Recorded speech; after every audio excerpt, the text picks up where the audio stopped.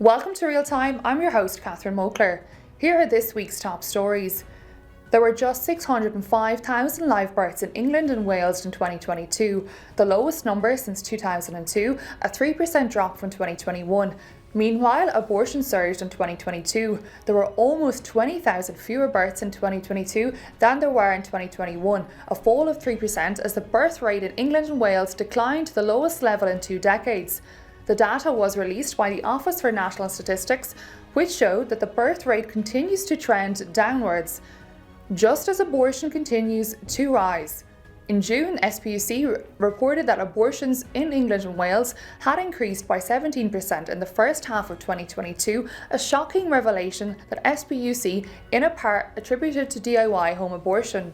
In total, 123,219 unborn babies were killed in the first 6 months of 2022. There was even a bigger increase in Scotland in 2022, when there was a rise of 19% compared with 2021.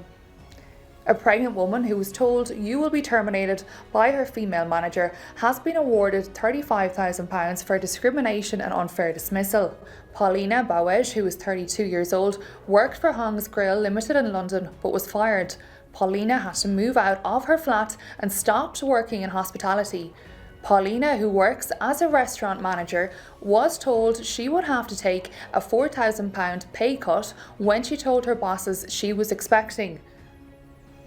She also received threatening text messages from her employer. The company runs authentic Japanese restaurants Sushion in Whitechapel, East London and Tayshoe in Golders Green in the north of the capital. Soon after, Paulina went on to have baby Mally, who is now 3.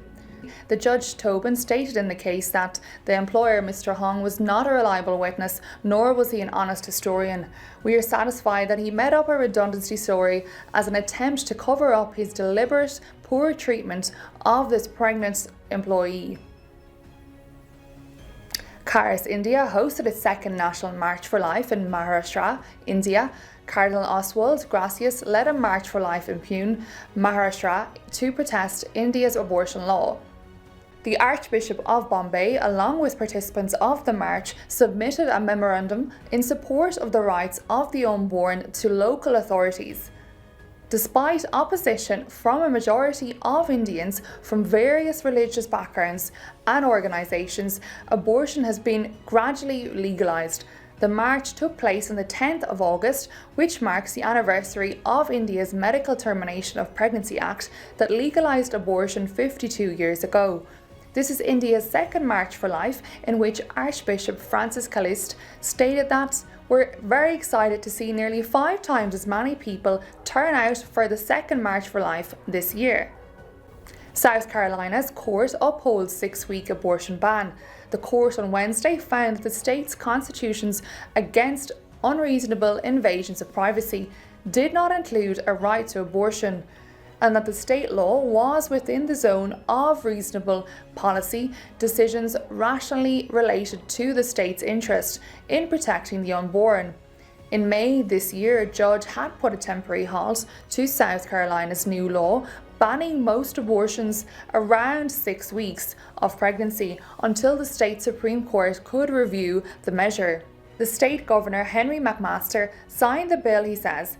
The Supreme Court's ruling marks a historic moment in our state's history and is the culmination of years of hard work and determination by so many in our state to ensure that the sanctity of life is protected.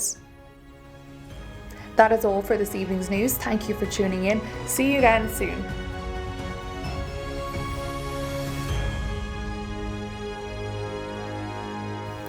If you are enjoying our content, please like, share and subscribe to our channel.